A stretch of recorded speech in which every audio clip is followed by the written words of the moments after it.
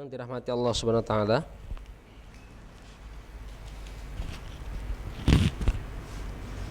Alhamdulillah, pada kesempatan yang lalu kita sampai pada pemahaman arti pentingnya sholat.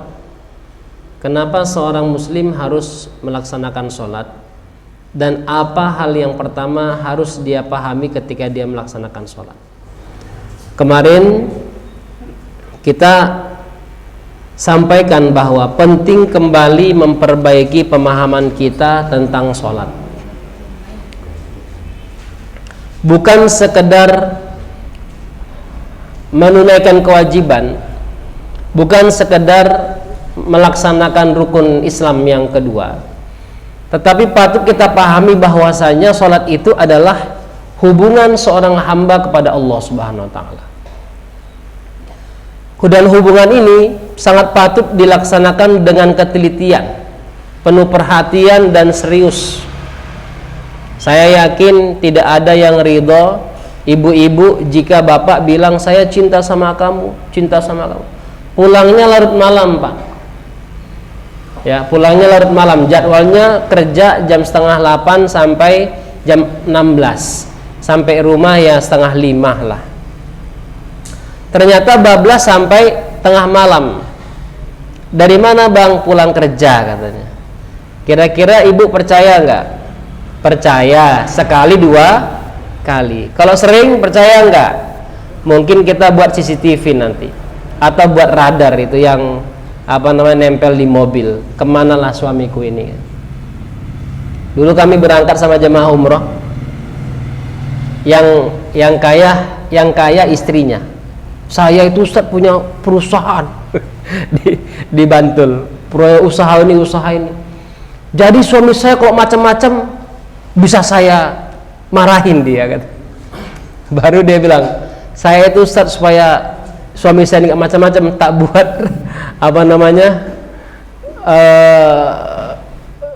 radar kita kalau kita pergi ya, map di mobil itu dibuat itu. Jadi dipantau suaminya pergi kemana, dipantau sama dia. GPS.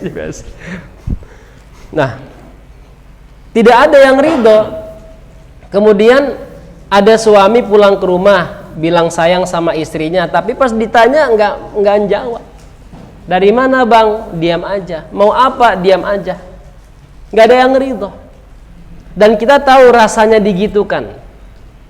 Dan bagaimana anggapan kita, manusia-manusia yang menyatakan keyakinannya kepada Allah, syahadatnya kepada Allah, nggak pernah sholat terlambat, atau sholat suka hatinya saja.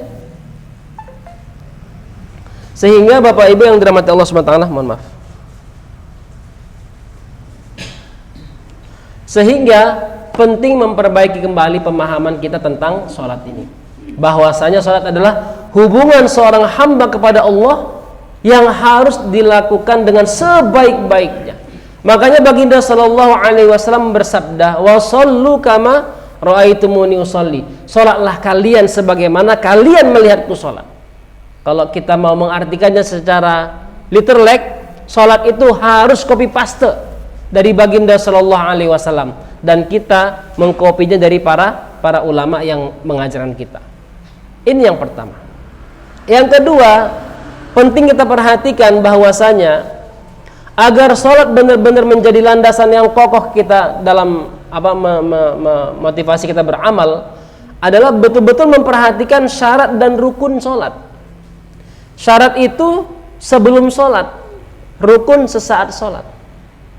Syarat ada 2, syarat wajib sholat. Seseorang wajib sholat kalau syarat ini terpenuhi. Yang kedua syarat sah sholat. Seseorang dinyatakan sholatnya sah kalau hal-hal ini dipenuhi. Yang kedua adalah rukun sholat, yaitu bagaimana tata cara kita berkomunikasi kepada Allah Subhanahu wa taala. Nggak boleh ngasal. Sholat nggak boleh ngasal. Nggak boleh saya penting sholat, nggak boleh. Sepenting ada waktu saya sholat, nggak boleh. Harus punya perhatian. Sebagaimana seorang sangat senang diperhatikan, sangat bangga dijadikan pusat perhatian. lalu kita buat untuk dia jadwal, waktu, ketemu dan sebagainya, maka dia akan merasa diperhatikan. Bapak Ibu yang dirahmati Allah Subhanahu wa taala. Ketika kita berbicara syarat secara umum, tadi saya bilang ada syarat sah, ada syarat wajib. Seseorang wajib sholat itu ketika dia muslim, baligh, berakal. Ya, muslim, baligh, berakal. Kalau dia bukan Islam, dia nggak wajib sholat, nggak usah sholat. Ya. Tapi kalau ada orang Islam mau sholat, datang ke masjid ini, boleh nggak saya sholat Pak? Ya boleh-boleh saja, nggak masalah. Jangankan sholat Bu, masuk Islam aja boleh kok, apalagi sholat. Gitu ya. Yang kedua, nggak sah atau tidak wajib anak kecil sholat. Anak kecil ini ditandai dengan baligh. Kalau kita bicara baligh, maka ukurannya adalah bukan umur, ya, bukan umur. Ukurannya adalah tanda-tanda kedewasaan, tanda-tanda datangnya remaja. Ya, kalau di sebagian kita mengira bahwasanya baligh itu umur 13 tahun. Enggak, ada kok perempuan yang balik umur 8 tahun. Umur 8 tahun udah keluar haid, dia sudah ada. Itu. Bahkan mohon maaf ini Bapak Ibu. Tahun 2020 kami audiensi dengan MUI. Jadi kami waktu itu ada di forum FUI. Audiensi dengan MUI. Lalu kita sampaikan dua data yang sangat mengiris hati. Yang pertama itu kasus dijualnya minuman keras secara bebas di toko-toko yang tidak berizin. Waktu itu kita targetnya daerah-daerah keraton ke selatan itu waktu itu. Nah, kita bilang kalau ini MUI tidak bisa koordinasi dengan Polres atau keamanan setempat, insya Allah kita dengan laskar-laskar bisa untuk mengkoordinasikannya. Itu. Dan yang paling yang paling merepotkannya apa? Orang yang berhak menandatangani keluarnya perda itu adalah punya pabrik miras. Pak ya? Dia punya pabrik miras, Pak. Iya. Waktu itu teman-teman langsung bilang, ketua fraksi dari Gerindra langsung bilang itu yang ada di DIY itu. Lah makanya nggak turun-turun perdanya. Kalau turun ya tutup punya dia itu. Nah, tetapi memang ada peraturan nasional itu yang membolehkan hotel itu jual. Itu ada peraturannya. Rata-rata hotel bintang 5 itu. Kalau hotel udah bintang 5 itu menjual itu, Pak. Makanya sepaham saya sampai sekarang Grand Dafam itu yang depan JSC itu dia nggak dapat itu. Kenapa nggak jual itu dia? Dia Rohan itu bintang 4 dia. Setahu saya bintang 4. Tapi kualitasnya bintang 5. Yang kedua yang kami sampaikan apa? Kasus anak-anak yang hamil di luar nikah. Waktu itu teman-teman itu menghitung dari tahun 2017 sampai 2020. Per tahunnya ada anak yang hamil sampai 1.500 anak, Pak. Itu wilayah kota. Wilayah kota itu, dan yang paling mengagetkannya apa? Yang hamil itu bukan anak SMA, dari SD sampai SMA, Pak. Jadi mengerikan itu, Pak. Ternyata anak SD juga sudah potensi untuk itu, karena bahasa dewasa itu bukan bahasa umur, tapi adalah gejala-gejala fisik yang dia dapati, yang dia alami ketika dia menuju remaja tersebut. Yang ketiga, mohon maaf. Makanya anak-anak apalagi anak-anak yang belum mumayyiz, anak-anak kecil, ya. Apa kata Baginda Sallallahu Alaihi Wasallam? Perintahkan anakmu sholat di umur 7 tahun. Diperintahkan itu terjadi ketika yang diperintahkan tahu ilmu. Ngajarinya kapan? Sebelum umur 7 tahun. Diajarinya seperti apa? Diajari materinya. Bagaimana cara istinja, bagaimana cara wudhu, agar dia memahami seluk-beluk sholat. Lah ini ngajarin anak datangnya ke masjid. Betul nggak Bapak Ibu? Anak balita dibawa ke masjid, niatnya ngajarin sholat. Betul, niatnya bagus. Tapi masalahnya kok pas waktu sholat. Habis itu kita bilang sama anak kita, nanti kalau Abi sholat begini, lihat ya, contoh ya, gini ya, paham kata anaknya. Ya kan? Anaknya pintar juga, paham katanya. Tapi ayahnya lupa bahwa saya sholat itu ada takbir, ada al-fatihah, ruku, sujud dan sebagainya. Dia ngajarin anaknya takbir gini ya, paham katanya. Habis takbir anaknya kemana Pak? Nah, mulailah anaknya bereksplor, ya, jauhlah jalan-jalan dan sebagainya. Di masjid ada orang-orang tua yang udah lama di masjid, yang baru taubat, yang pengen khusyuk. Lalu anaknya jerit-jerit lari-lari di masjid, ya. Naasnya sebagian orang tua itu sebagian kita letak HP di depan. Anak-anak itu main-main HP, dibawanya lari Pak, hilang HP-nya Pak. Barulah ribut satu masjid. Nah, naasnya apa yang terjadi? Problem kita itu kalau kita ribut sama jamaah yang dimusuhi masjid Pak. Saya lagi nggak mau ke masjid. Kenapa? Gara-gara dia saya nggak mau ke masjid. Lah apa urusannya masjid? Inilah yang perlu kita perhatikan. Sehingga betullah kata baginda sallallahu alaihi wasallam ketika Rasulullah katakan perintahkan di umur 7 tahun.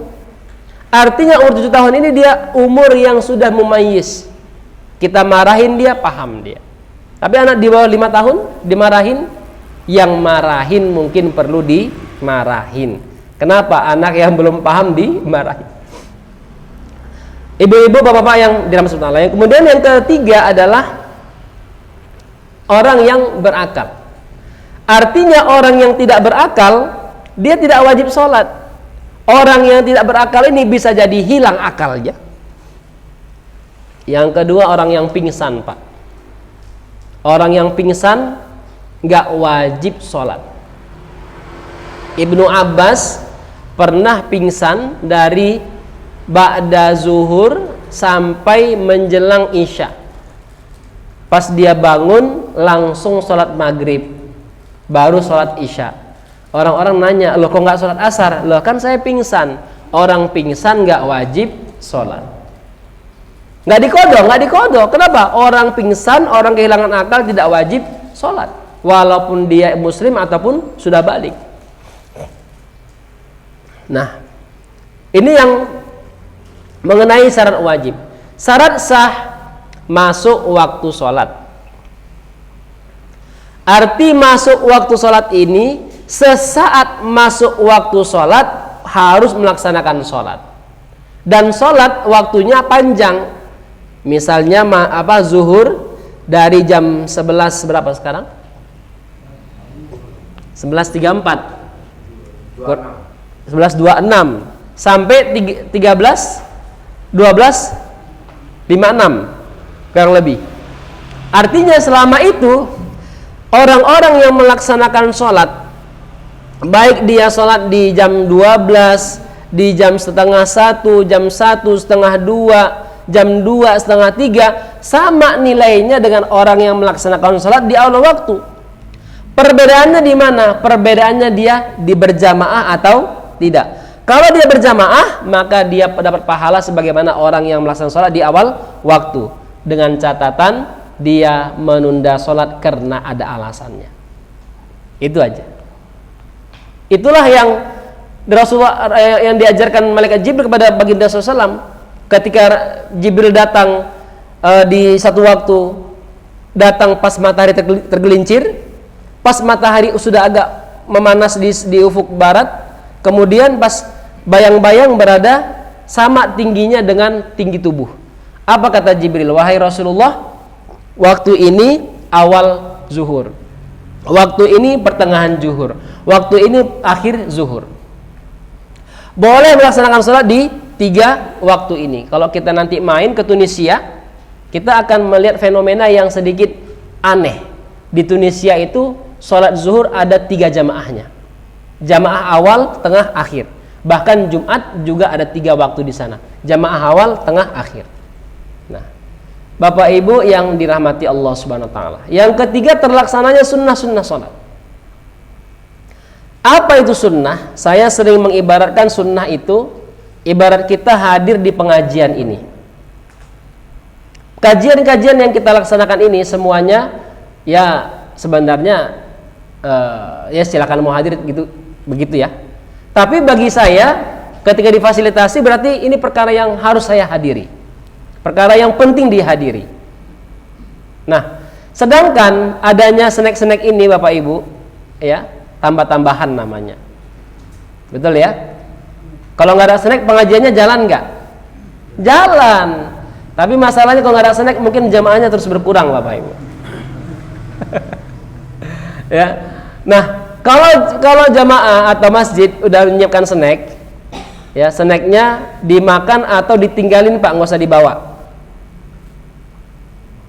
Dimakan ya, nggak ditinggalin ya. Atau nggak dimakan tapi dibawa pulang atau ditinggalin? Bawa pulang ya. Nah, yang namanya sunnah itu bukan sekedar dikerjakan berpahala, ditinggalkan nggak apa-apa. Terlalu simpel ini bahasa ini.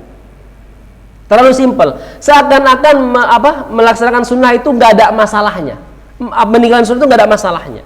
Padahal sunnah itu adalah dikerjakan berpahala, ditinggalkan rugi. Ini sunnah. Ditinggalkan rugi. Allah cuman snack Ustadz. Oh, nggak rugi lah. Besok kita buat nasi bungkus kebuli Pak. Isinya kambing ya. Jangan dibawa ya. Itu bahasa sunnah yang penting kita pahami. Semakin jauh kita dari sunnah, maka semakin jauh kita dari fadilah dan keutamaan. Jangan-jangan nanti Rasulullah nggak kenal kita. Ya Rasulullah, saya umatmu, tandanya apa? Bingung. Kalau kita amalkan sunnah istiqomah, kita bisa bilang, ya Rasulullah, saya ini selalu menjaga wudhu, selalu membaca surah-surah yang baik dalam Al-Quran. Pas ruku, sujud saya baca zikir. Saya amalkan sunnah-sunnah baginda Sallallahu Alaihi Wasallam. Maka disitulah kita menjadi tanda umatnya baginda Rasulullah Sallallahu Alaihi Wasallam. Ya. Yang ketiga, terjaganya tumak nina. Apa itu tumak nina Bapak Ibu? Tumak nina itu khusyuk. Apa itu khusyuk? Khusyuk itu tumak nina. Begitu ya. Tetapi secara umum ketika seorang melaksanakan sholat itu kan ada tiga levelnya, ada tiga jenjangnya. Pertama jenjang jenjang santai.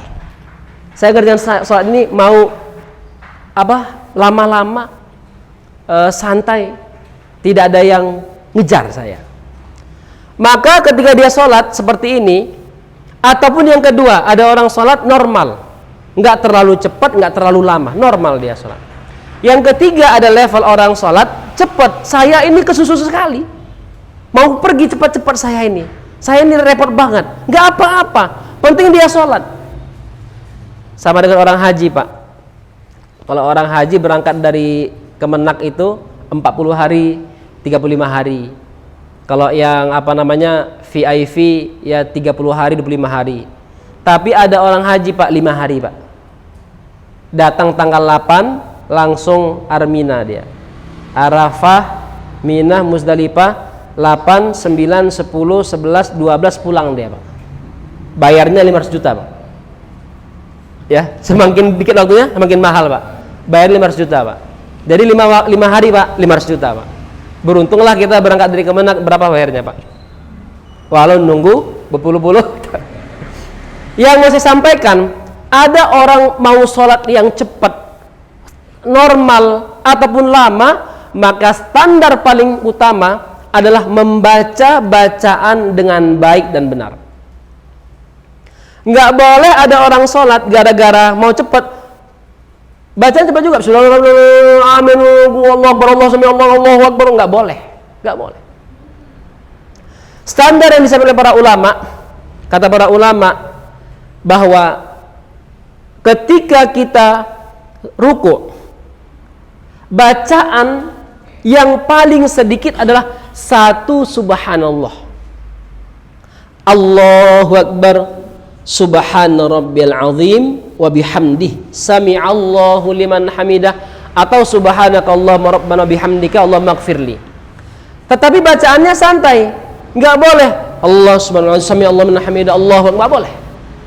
Subhana Rabbil Azim wa bihamdih, walaupun kita tergesa satu subhanallah. Normalnya 3, baiknya 5, afdolnya 10 kata para ulama. Tapi dibaca dengan tenang, dengan santai. Itu namanya tumakninah. Ada orang sholat lama tapi baca subhanallah sampai Allah min hamidah, enggak boleh. Karena tumakninah itu bukan hanya pada gerakan, sampai pada bacaan tetap harus dijaga, dibaca dengan tumakninah. Bapak Ibu yang dirahmati Allah Subhanahu wa taala. Nah, ini ada 4 hal agar salat kita menjadi landasan kokoh dalam beramal. Artinya perkara-perkara ini perkara yang sebenarnya benar-benar ditekankan ketika kita melaksanakan sholat, bil khusus sholat 5 waktu. Kemudian yang keempat adalah ada 4 komponen penyempurna sholat. 4 komponen penyempurna sholat. 4 ini ada dalam bacaan. Yang kedua dalam gerakan. Yang ketiga imam yang sesuai dengan standar, memenuhi syarat. Yang keempat saf salat yang sempurna. Mohon izin Bapak Ibu, yang pertama adalah dalam bacaan. Ternyata dalam salat ada 2 bacaan yang patut kita pahami dengan baik. Yang pertama bacaan wajib, yang kedua bacaan sunnah. Mau bacaan wajib, mau bacaan sunnah, tidak boleh salah dibaca. Kesalahan dalam bacaan wajib menyebabkan kualitas salat menurun. Kesalahan dalam bacaan yang fardu-fardu menyebabkan kualitas salat berkurang.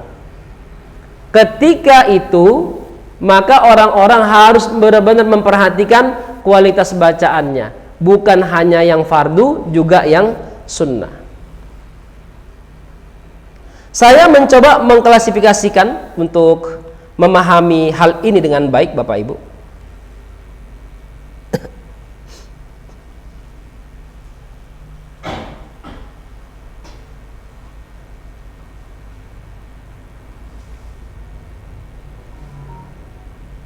Ya.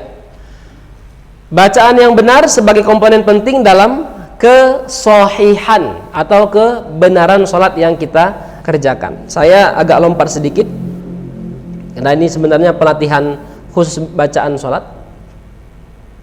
Nah, ada 4 bacaan sholat yang tidak boleh salah dibaca Bapak Ibu. Ada 3 bacaan sholat. Yang pertama takbiratul ihram, yang kedua Al-Fatihah, yang ketiga salam. Ternyata berbicara takbiratul ihram, kita sedang membaca atau sedang fokus pada kalimat takbir. Ya. Kalimat takbir, bukan angkat tangannya, walau angkat tangannya bagian daripada itu. Jadi yang fokus kita itu adalah kalimat Allahu Akbar, bukan angkat tangan, tapi Allahu Akbarnya itu. Bagaimana cara kita mengucapkan Allahu Akbar itu? Hati-hati Bapak Ibu. Terkadang kita nggak sadar terjadi kesalahan yang fatal dalam takbir. Ya. Saya menuliskannya kurang lebih seperti ini Bapak Ibu. Ada 5 kesalahan dalam takbir itu. Ya. Yang pertama ada kalimat Allahu Akbar. Jadi dimulai dari O. Ya, Allahu Akbar. Kalau kita datang ke daerah-daerah Medan ini agak-agak lucu Pak, kalau azan tuh Allahu Akbar, Allahu Akbar. Jadi pakai O deh. Yang benar adalah A. Ya, ada A-nya. Allahu Akbar. Ya. Yang kedua, kesalahan kedua adalah Allahu Akbar. A-nya dipanjangkan. Ini agak apa? Agak sensitif ini Pak. Satu saja dipanjangkan A-nya, mau dia Allah atau Allahu Akbar, ini kesalahannya sangat fatal sekali. Ketika ditambahkan A, maka ada kata yang ditambahkan di sana artinya apakah. Nah, kalau ini mau kita terjemahkan, Allah apakah maha besar? Orang mau sholat mempertanyakan maha besarnya Allah Subhanahu Wa Taala. Ya? Itu barnya kan mad, jadi beduk bukan besar. Ya? Apakah maha beduk? Gimana, Pak? Kalau bar itu kan beduk. Ya. Kalau barnya kan nggak mad. Yang mana, Pak? Yang benar kan nomor 1, ayat nomor 1 atau pakai A itu Allahu Akbar. Iya. Yang kedua akbar, barnya kan nggak boleh mat kan. Tambah sebentar Pak ya, sabar Pak. Iya, sabar. Ya. Sabar Pak ya. Maha besar. Biar kita terangkan Pak, sabar Pak ya. Sabar Pak. Baik, yang kedua Allahu Akbar. Ayat panjang. Mempertanyakan Allah apakah maha besar. Ini bahaya sekali ini. Sehingga mohon maaf Bapak Ibu, ini yang saya sampaikan ini bukan ngarang-ngarang loh ini ya. Ini karena kita udah pernah menjadi makmum di belakang orang-orang seperti ini. Yang ketiga ini Allahu Akbar gitu ya. Ini biasanya kalau lagi pada demo-demo Pak itu Pak di 2 km. Takbir Allahu Akbar katanya, banyak panjang Pak. Saya berkali-kali ikut demo di Libya, Palestina. Belum pernah orang Arab itu kalau takbir Allahu Akbar, nggak pernah Pak. Tetap Allahu Akbar, gitu. Jadi nggak ada panjangnya, banyak itu nggak ada panjangnya seperti yang kita tulis di sini. Begitu ya Pak ya.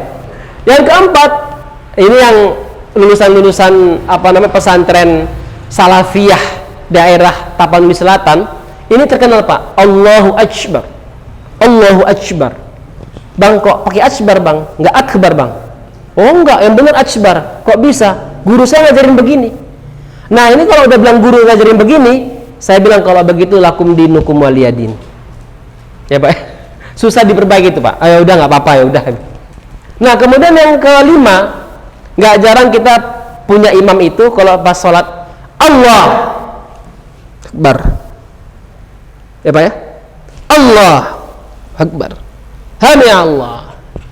Hamidah. Jadi ada yang di hidden itu Pak. Ya Allahu Akbarnya ada yang di hidden. Padahal tidak ada jarak antara Allah dengan Akbar. Dekat sekali dia. Allahu Akbar. Begitulah yang disampaikan oleh para sahabat tentang takbirnya Rasulullah Sallallahu Alaihi Wasallam. Adapun angkat tangannya, hadis yang sangat ma'ruf, masyhur dalam hal ini dan sahih, itu hanya ada 2. Pertama adalah mengangkat tangan sebatas ujung telinga paling atas, Allahu Akbar begini. Yang kedua sejajar dengan bahu, gitu ya.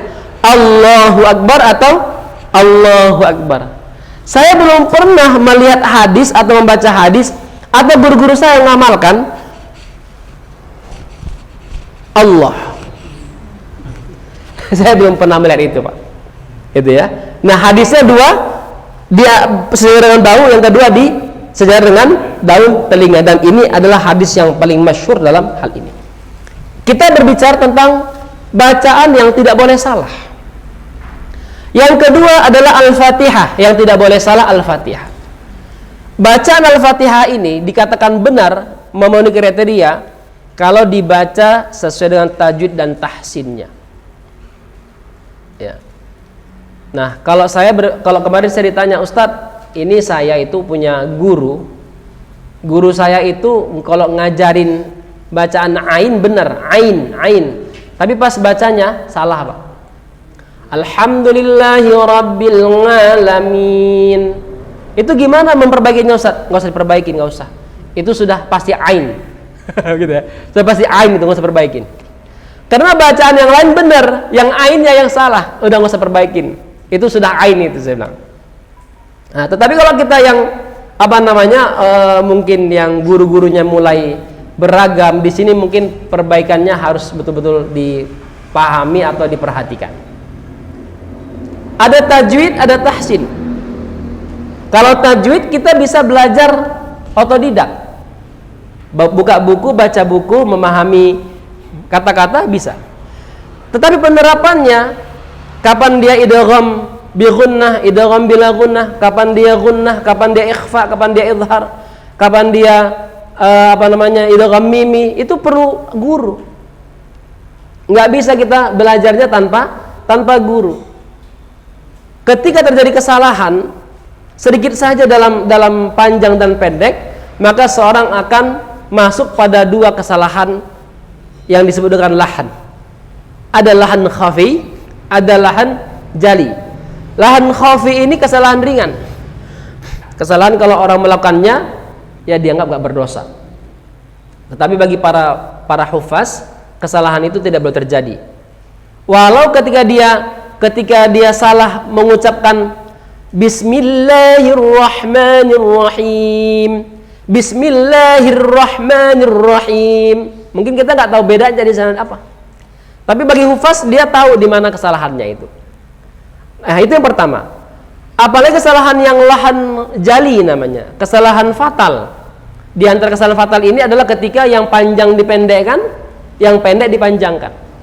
Saya pernah sholat di belakang qori, ya orang-orang sangat mengapresiasi bacaannya. Waktu itu beliau tinggal di perumahan kami, lalu pindah. Nah, pas beliau pindah, saya diminta jadi imam.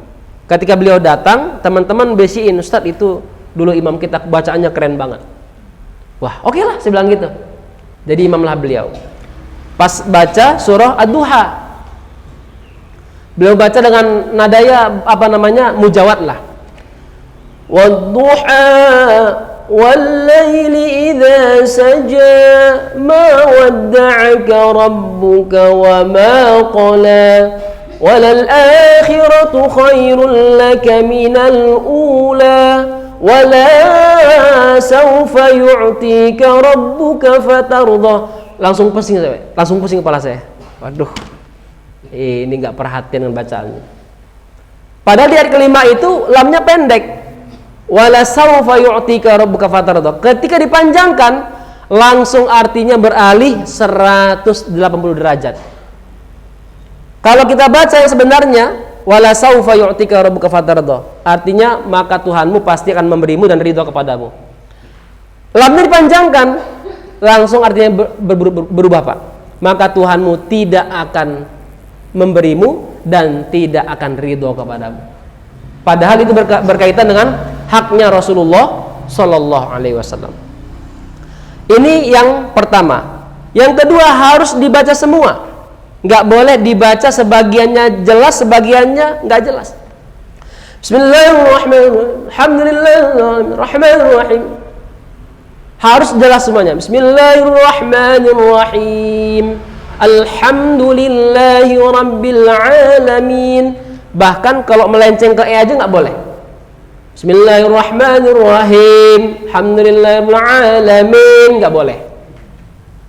Dan itu terjadi pada sebagian orang yang membaca Al-Fatihah.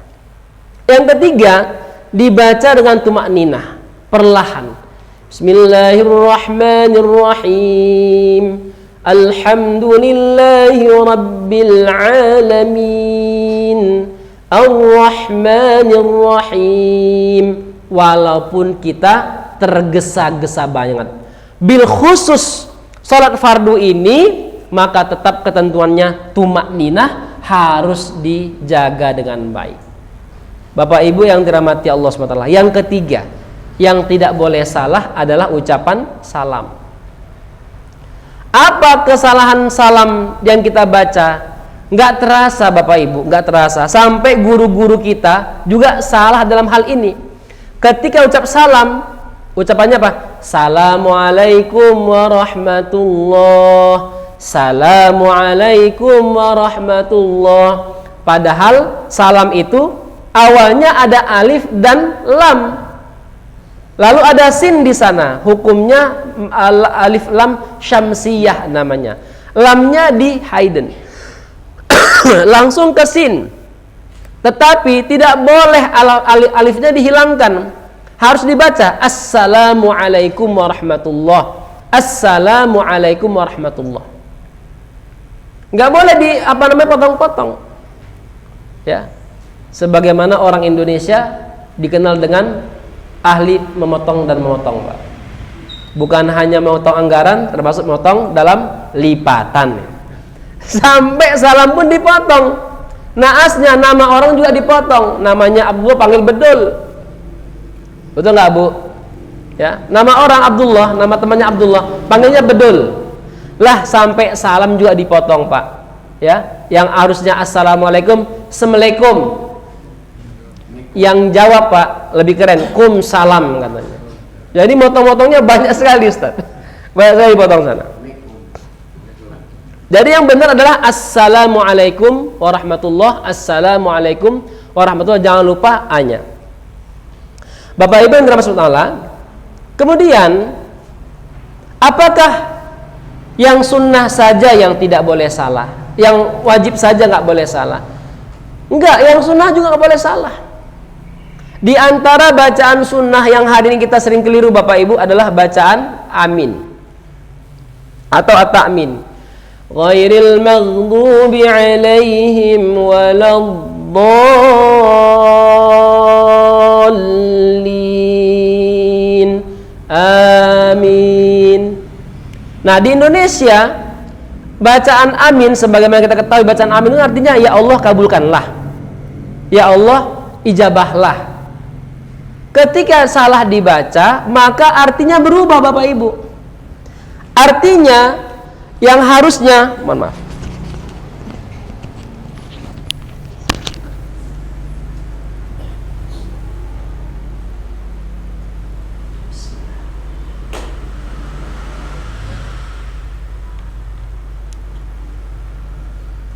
bacaan Al-Fatihah yang harusnya amin, amin ini tulisannya Bapak Ibu, A-nya 2 harokat. Matnya 2 mat, 1 mat, 1 panjang. Minnya boleh 3, boleh 2, boleh 4, boleh minnya itu, karena dia mat arid tulis sukun.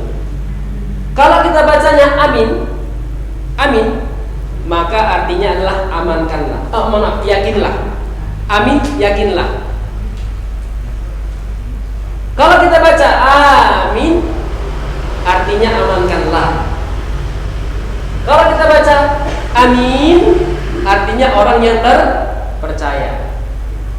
Nah, ini yang sering kita baca. A-nya panjangnya luar biasa, min-nya panjangnya luar biasa. Ghairil maghdubi alaihim waladdallin. Amin.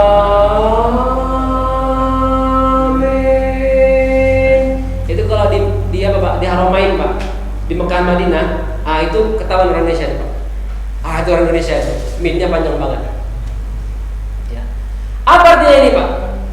Kalau ini apa artinya, Pak? Ini artinya hanya orang Indonesia yang tahu, Pak. Jadi bacaan amin yang benar A-nya itu tetap 2 harokat. Amin, amin, amin, boleh. Tapi kalau A-nya panjangan, nah itu hanya orang Indonesia yang mengetahui. Bapak Ibu yang dirahmati Allah Subhanahu wa taala.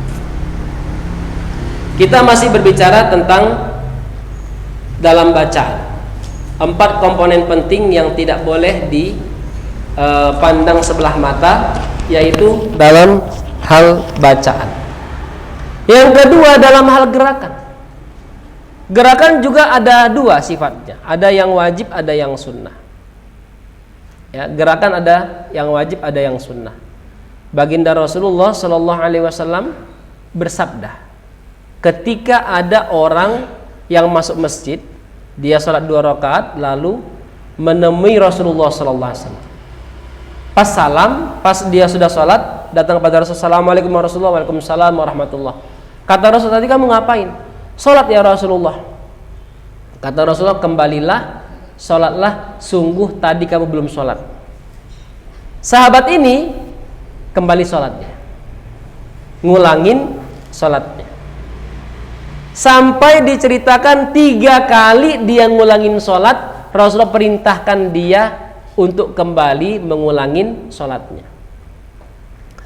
Setelah 3 kali dia kembali, kata Rasulullah, kembalilah, sholatlah, sungguh engkau belum sholat. Apa kata sahabat ini? Wahai Rasulullah, tadi yang terakhir hamba kerjakan, itulah yang paling baik yang bisa hamba lakukan. Ya, itu kalau yang memerintahkan Rasulullah, Pak. Ya, Tapi kalau yang merintahkan Arfiansa bahaya nanti, Pak. Tadi Bapak ngapain, Pak? Sholat, Ustaz. Pak, baliklah, sholatlah. Sungguh Bapak belum sholat. Oh, gelut kita, Pak.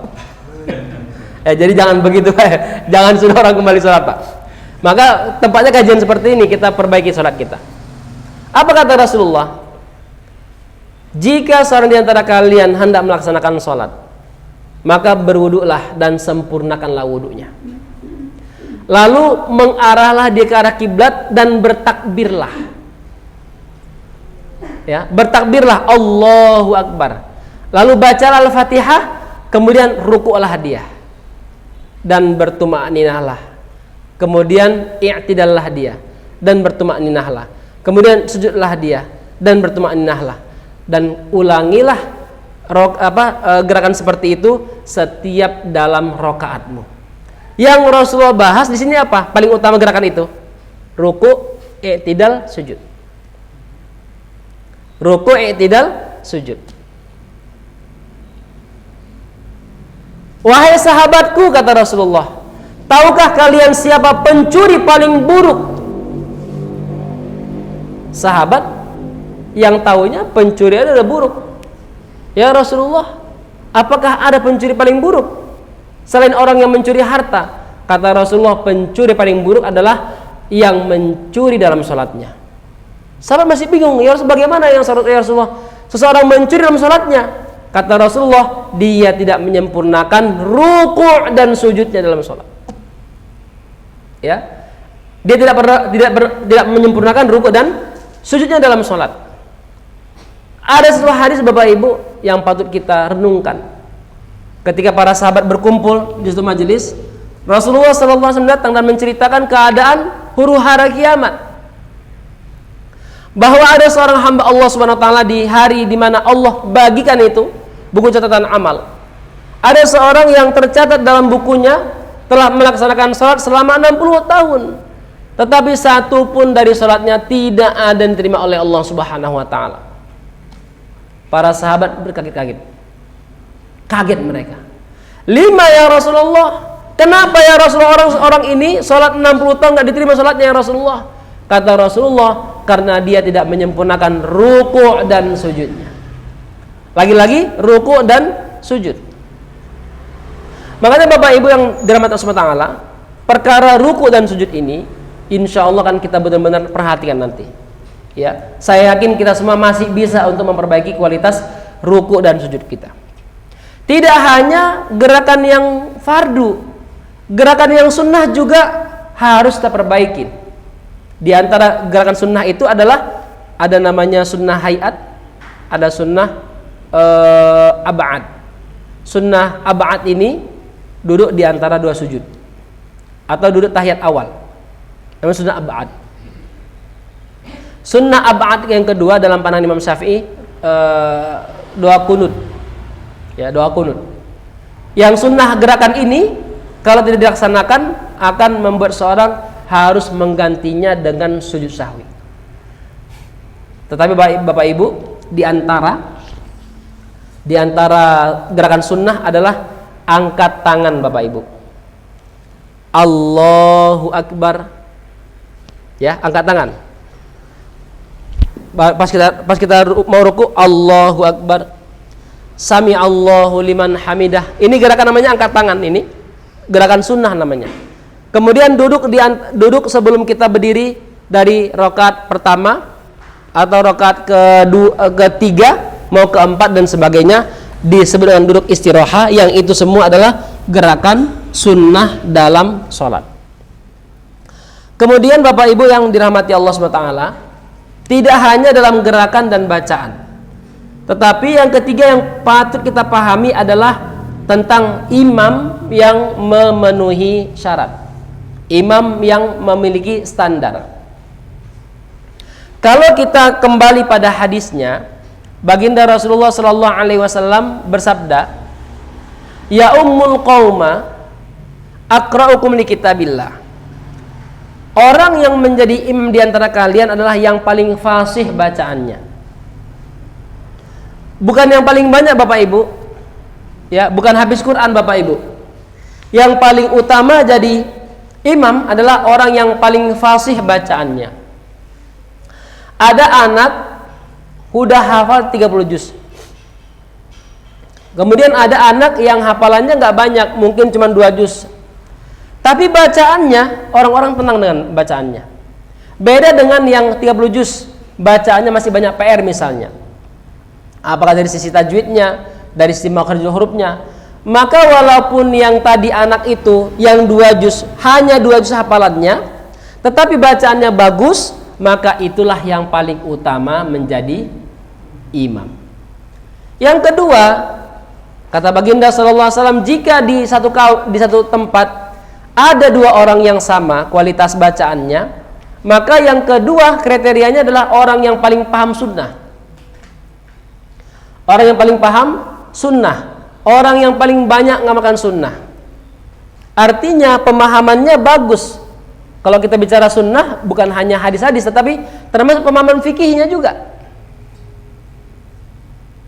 Nggak boleh ngasal jadi imam, dan tidak boleh ngasal melantik imam. Ini orang udah sepuh di sini, udah beliau aja deh. Ternyata bacaannya hancur-hancuran, fikihnya hancur-hancuran. Ternyata di satu masjid ada 2 orang yang sama, bagus-bagus, bacaannya bagus, kemudian pahamannya bagus tentang sunnah. Yang ketiga adalah orang yang paling baik, orang yang paling duluan baik. Misalnya satu masjid ini ada anak-anak yang sudah dewasa, umurnya 30 tahun, kualitasnya sama, lulusan sama-sama bagus. Siapa yang jadi imam? Bingung kita. Kita lihat riwayatnya. Oh, ini yang si fulan ini di luar dia bagus. Yang satu dia baik di umur 15 tahun, yang satu baik di umur 13 tahun. Maka yang 13 tahun lebih utama jadi imam. Ternyata sama-sama baik di umur yang sama, kualitasnya sama-sama. Maka yang ketiga dilihat umurnya yang paling sepuh. Siapa yang paling sepuh di antara mereka. Kriteria ini di negara-negara Arab jadi acuan berat, jadi acuan yang paling utama. Sehingga di negara-negara Arab itu imam PNS, Bapak Ibu, dilantik oleh pemerintah, digaji oleh pemerintah, disubsidi oleh pemerintah, anak disekolahkan oleh pemerintah, dia nggak boleh pergi kemana-mana, nggak boleh pergi kemana-mana. Ya, kalau di Libya dulu kami melihat bahwa imam itu standby di situ dan tidak ada jalur khatib, Bapak Ibu. Jalur khatib nggak ada. Kenapa? Imam merangkap semuanya. Imam merangkap semuanya. Dan imam di sana nggak boleh kemana-mana. Kenapa? Karena dia menjadi rujukan agama oleh orang-orang sekitar. Anaknya ada masalah, pergi ke syekh. Dia ada masalah, pergi ke syekh. Satu keluarga ada masalah, pergi ke syekh. Dan syekhnya tidak pernah dia menyiapkan kotak infak. Kotak infak gitu ya, donasi enggak. Kenapa? Sudah ditanggung sama pemerintah. Makanya Indonesia kalau mau menjadi masjidnya menjadi yang bagus, imam yang bagus, maka dilantik imamnya. Siapkan gajinya, siapkan rumahnya. Gitu. Jangan sampai imam ini dianggap siapa saja boleh. Hati-hati. Kata baginda sallallahu alaihi wasallam, al-imamu dhaminun. Imam itu jaminan. Jaminan kita kepada Allah Subhanahu wa taala. Saya yakin Bapak Ibu yang bermuamalah dengan bank paham ini. Kalau kita mau pinjam ke bank ya 1,5 M, lalu saya punya jaminan, punya anggunan 500 juta. Dikasih nggak? Dikasih nggak, Pak? Saya mau minjam 1,5 M, punya anggunan 500 juta.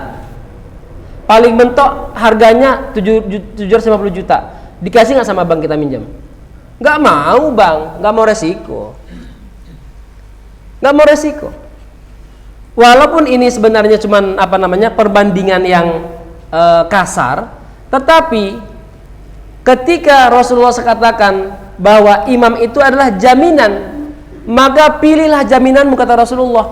Masa kita memilih orang yang menjamin kita, yang bacaannya nggak jelas, pendidikannya nggak jelas. Makanya kalau misalnya Masjid Baitun Nur mau menetapkan imam yang berstandar tinggi, punya sertifikat dan sebagainya, itu keren sekali. Saya yakin Allah Subhanahu wa taala akan jadikan Masjid Baitun Nur ini benar-benar memancarkan nur, Bapak Ibu. Kenapa? Masalah imam betul-betul diperhatikan. Nah, ini yang ketiga. Di Indonesia kita punya masalah tentang pengimaman ini, Bapak Ibu. Makanya kami di pesantren sedang konsen bagaimana melaksanakan atau mengadakan pelatihan tahsin surah Al-Fatihah, pembekalan imam dan tahsin surah Al-Fatihah bersanad. Target utamanya gak muluk-muluk, imam baca Al-Fatihah bagus, selesai, udah aman kita. Kenapa? Karena dia membaca bacaan yang wajib, fardu. Kalau yang itu salah, maka kasihan jamaah, sholatnya problem terus. Dan itu penting diperhatikan. Yang keempat, Bapak Ibu, sebagai penutup dari bagian pertama pelatihan ini adalah shaf yang sempurna. Shaf yang sempurna. Shaf yang sempurna ini kriterianya sudah Rasul sampaikan. Kata Rasulullah, sawu sufufakum fa inna taswiyatas shaffi min tamamis shalah. Hadis baginda sallallahu alaihi wasallam ini bukan jimat, Bapak Ibu, bukan jimat. Tahu jimat, Pak? Bukan mantra, Pak. Mantra sebelum sholat yang harus dibacakan imam. Naasnya imamnya keren banget. Pas dia bilang, pas udah maju, dia bilang sawu sufufakum fa inna taswiyatas shaffi min tamamis shalah. Jamaahnya ngomong apa, Pak? Jamaahnya sami'na wa ta'na. Sopnya udah lurus, Pak? Rapat, Pak, sopnya, Pak? Nah, itu bukan sami'na wa ta'na, sami'na wa asoina namanya. Kami dengar, nggak kami taatin. Imamnya nggak memperingatkan. Nah, imamnya menganggap kalau udah sawu sufufakum fa inna taswiyatas shaffi min tamamis, ini imam paling besar ini, Pak. Kenapa? Nggak usah terjemahkan, Pak. Ya, makmumnya sudah paham. Dalilnya apa? Sami'na wa ta'na. Softnya tetap tidak rapat dan lurus. Ini bukan mantra, Pak. Ini bukan mantra sebelum sholat. Para imam harus paham. Ini adalah peringatan Rasulullah SAW ketika mau sholat agar meluruskan soft. Sawu sufufakum. Sawu sufufakum. Luruskan soft kalian. Wa'tadilu, sejajarkan. Fa inna taswiyatas shaffi min tamamis shalah. Sungguhnya shaf yang lurus dan rapat bagian dari kesempurnaan sholat. Lah, naasnya sebagian imam sawu shalah. Allahu Akbar. Sayangnya, Pak, Rasulullah bilang begini, janganlah kalian jadi imam di tempat wilayah kekuasaan orang lain. Nggak boleh, Pak. Walaupun saya bahasanya ustadz begitu ya, pas saya sholat di UPN, saya ngajar di UPN, Pak. Saya sholat di UPN, ada rektor, Pak, di situ, ada dekan, maka yang paling utama jadi imam siapa? Rektor dan dekan, Pak. Bukan saya, nggak boleh. Kenapa? Janganlah kalian jadi imam di tempat kekuasaan orang, nggak boleh, Pak. Saya mungkin pernah sampaikan juga. Datang Sultan Hamengkubuwono, Pak, ke Baitun Nur. Saya mau sholat Jumat di sana, mau jadi imam di sana.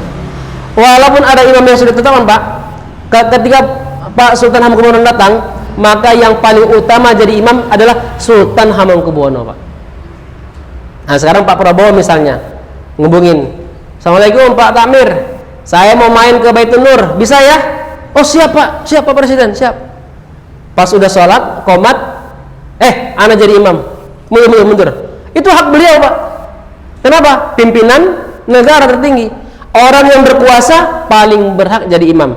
Ustadz, masalahnya bacaannya nggak bagus, bukan urusan Anda. Kenapa? Hadis Rasulullah SAW yang paling utama adalah yang paling berpuasa di situ. Saya kembali pada masalah shaf itu. Shaf atau takaran shaf yang benar adalah pertama, Bapak Ibu perhatikan, Bapak Ibu, kaki kita, lebar kaki kanan kiri seluas sejauh lebar pundak kita, Bapak Ibu. Ini kayaknya udah pas deh ini. Nah, seperti ini Bapak Ibu. Oke? Ini lebar ini sama dengan lebar kaki kita. Nggak boleh terlalu kecil, nggak boleh terlalu besar. Ya. Kalau kita berjamaah, nggak boleh terlalu kecil, nggak boleh terlalu besar. Kenapa? Kalau kecil menyusahkan orang lain, kalau besar menyempitkan orang lain. Maka dia posisinya sejajar dengan bahu kita. Yang kedua, takaran lurus adalah tumit kaki, Bapak Ibu, bukan ujung kaki, tapi tumit kaki. Maka tumit kakinya diposisikan di shaf atau garis paling belakang. Nah, kalau semua jamaah sadar akan kriteria ini, maka tidak harus ada jamaah-jamaah yang nguber-nguber kaki orang lain, Bapak Ibu. Allahu Akbar.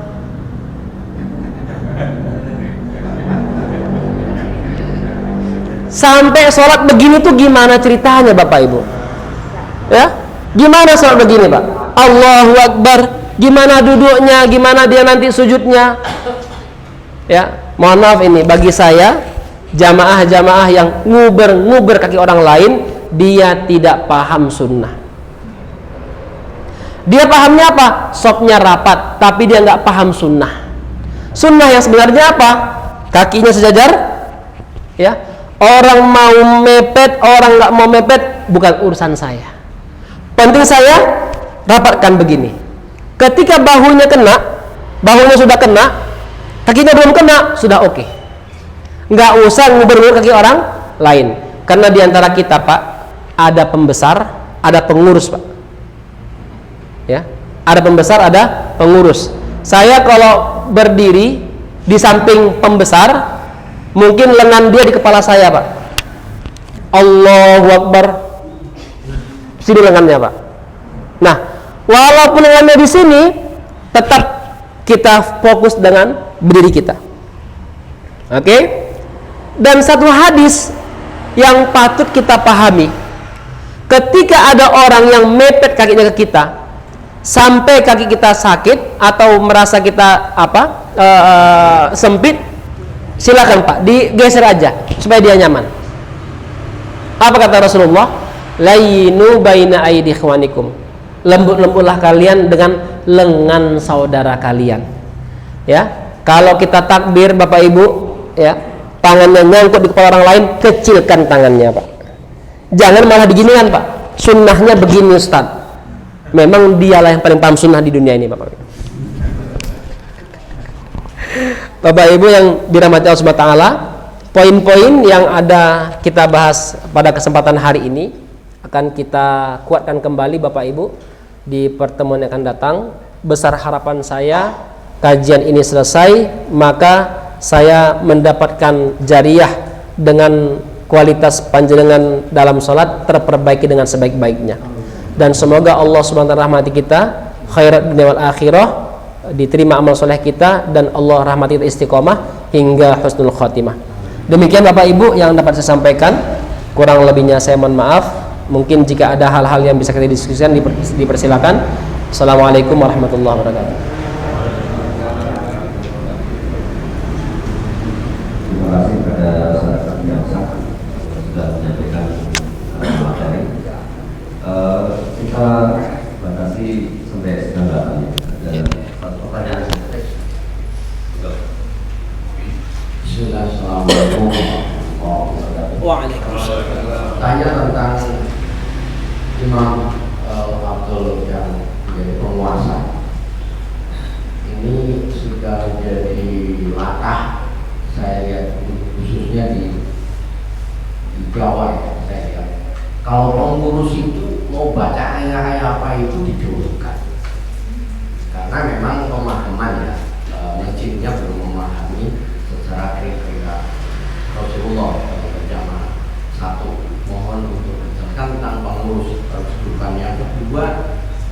semua saya menyerap keterangan tentang sholat yang konteksnya jasmani, tapi yang konteks sifat dan makrifat, yaitu tentang ihsan, mohon untuk dibedakan antara Allah ka'annaka yarahu wa ilam takun yarahu wa innahu yaraka. Insyaallah itu dua pertanyaan. Makasih. Baik. So, Ya. Pertama berkenaan dengan pengurus atau penguasa. Sebenarnya kalau kita merujuk pada buku fikih manapun ya, buku fikih manapun yang berkaitan dengan keimamahan, imamah itu atau kepemimpinan itu sebenarnya seluruh para ulama bersepakat tentang yang paling afdal itu adalah memang penguasa. Penguasa, bahkan kalau kita merujuk pada kitab At-Tibyan fi kitabi Hamalatul Quran, fi adabi Hamalatul Quran, di kitab At-Tibyan itu Imam Nawawi mengatakan begini, yang paling utama jadi imam adalah penguasa wilayah atau khalifah atau presiden. Bukan pengurus masjid. Sebentar Pak ya. Bahkan catatannya agak unik gitu. Penguasa wilayah, presiden, khalifah, walau kana fasiqan, walau orang fasik sekalipun. Ngeri ya? Itu bukan saya bilang Pak, itu Imam Nawawi bilang gitu, walau kana fasiqan. Makanya Abdullah bin Marwan itu kan terkenal dengan khalifah yang cengengesan. Setiap malam beberapa malam itu dia panggil penyanyi-penyanyi, udah sambil minum di tamannya. Itu dia lakukan Pak. Manggil orang yang dikenal zindik, dijadikannya tentara, itu ada. Tapi pas sholat dia jadi imam Pak. Dan tidak ada yang berani membantah dia. Kenapa? Ya, memang tentunya begitu. Nah, ini satu ya. Kemudian yang kedua adalah orang yang diputuskan oleh musyawarah. Makanya dalam hadis disebutkan innama ju'ilal imamu. Sungguhnya imam itu dilantik. Tidak boleh ada imam yang melantik dirinya. Nggak ada nyari imam nih, udah saya aja. Nggak boleh. Imam itu harus dilantik. Makanya dulu kami pas sudah dapat SK itu disampaikan, imam sekarang itu adalah Arfiansah ini. Waktu itu saya setahun jadi imam di BIA itu. Nah, itu tidak ada yang berani menggantikan kami jadi imam. Selain sudah dipastikan ini kayaknya nggak datang deh, baru itu teman-teman itu musyawarah siapa. Udah kamu aja. Karena imam itu dilantik. Dan kalau dilantik jangan coba-coba menggantikan imam. Ya, kenapa? Karena mereka dilantik oleh pemerintah. Setelah itu yang layak jadi imam adalah hasil musyawarah kalau seandainya tidak ada imam yang tetap. Dan lagi-lagi bahasanya dilantik, bukan melantik diri tapi dilantik. Karena dilantik ada kriteria-kriteria yang patut dipenuhi. Nah, makanya kalau seandainya bahasanya di masjid adalah penguasa masjid, takmir dan sebagainya, pengurus masjid, maka pengurus lebih utama dari yang lain. Siapa yang paling utama? Ya ketuanya, wakilnya, sekretarisnya, bendahara sebagainya, atau divisi-divisi yang memang sudah dilantik. Pokoknya masalah ibadah ente adalah yang bertanggung jawab. Maka kalau sudah dibilang begitu, koordinatornya yang paling utama menjadi imam masjid. Nah, tetapi lagi-lagi tadi yang saya sampaikan, karena kita ini sedang mengelola Baitullah, ini perlu manajemen, jangan pernah sepelekan manajemennya, maka buat manajemen yang bagus. Ya, kalau kita di kantor sangat keren, ahli, lihai dalam mengelola manajemen kantor, kok manajemen masjid nggak kita perhatikan? Ini yang pertama. Yang kedua, mengenai apa tadi Pak? Yang kedua? Ihsan. Ihsan. Kenapa tidak saya bahas? Ya. Bukan tidak saya bahas, belum saya bahas. Karena sepahaman saya, ketika kita melaksanakan sholat sesuai dengan petunjuk sunnah, maka dia sudah berada dalam koridor sholat yang khusyuk. Sholat yang khusyuk tidak pernah disimbolkan dengan pakai sorban, tidak pernah disimbolkan dengan pakai jubah, ya, nangis dalam sholat. Nggak ada simbol seperti itu. Atau takbir seperti dia mau mengambil ilmu kanuragan gitu. Allah Akbar. Wah, itu khusyuk Pak. Enggak. Bagi saya, mereka yang berpegang teguh dengan sunnah sholat, perkara-perkara sholat dengan baik, maka itulah orang-orang yang sholat dengan khusyuk. Kenapa? Karena ketika kita berbicara sunnah, maka di sana diatur semua, bagaimana gerakannya, bagaimana bacaannya, bagaimana khusyuknya. Dan lagi-lagi khusyuk itu, kalau kita kembali kepada baginda sallallahu alaihi wasallam, benar-benar khusyuk itu konsentrasi pada setiap bacaan dan gerakan. Kalau khusyuk yang dimaksud adalah harus mengingat namanya Allah, tulisan Allah, kayaknya bukan hanya kita Bapak Ibu. Yang diingat dagangan. Ya Pak? Yang diingat dagangannya. Yang diingat dagangannya. Nah, sampai sekali baginda SAW juga pernah mengingat sesuatu dalam sholatnya yang membuat beliau terganggu dalam sholatnya. Tapi insya Allah nanti apa yang kita bahas ini perlu dipahami bahwa yang namanya fikih itu bukan fisik. Fikih itu adalah memperbaiki fisik agar kita mampu memperbaiki hati kita. Kalau ada orang sholat lalu sholatnya terserah dia, bagus nggak fisiknya, bagus nanti hatinya, tidak ada yang bagus. Bagaimana mau bagus sedangkan sholatnya tidak diterima oleh Allah Subhanahu Wa Taala. Begitu Pak ya? Koreksi sedikit Mas. Nanti tentang imam yang dicontohkan Imam Nawawi menerangkan walaupun fasik boleh, itu keterkaitannya fasik dengan syarat fasiknya, bacaannya memenuhi syarat, itu tidak ada kaitannya. Fasik dalam hal amal umum. Jadi kalau katakan sekarang pengurus baca Al-Fatihah saja sudah jelas tajwidnya melenceng-lenceng, tapi tetap kita makfu terus suruh imam saja, ketua masjid itu tidak memenuhi syarat dari imam yang tadi diterangkan. Betul. Nah, itu maksud saya, itu yang harus dipilah. Oh iya. Jadi ya jangan asal pengurus, tetap yang lain walaupun ustadz mungkin di situ warga RT situ tidak dihubungi, yang penting ketua itu ada. Praktek itu di Jawa masih banyak. Itu loh yang dengan saya. Iya. Itu marak di daerah-daerah kami. Iya. Itu patut diperhatian Bapak Ibu, karena kita sedang menghadap Allah SWT, jadi imamnya harus bagus ya Pak ya. Iya. Di situ ada makmum ustadz mungkin di situ. Iya. Ini loh. Baik. Ini. Siap. Ya.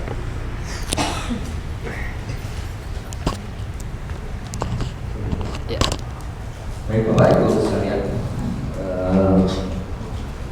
cukup ya untuk pertemuan kajian pada pekan ini.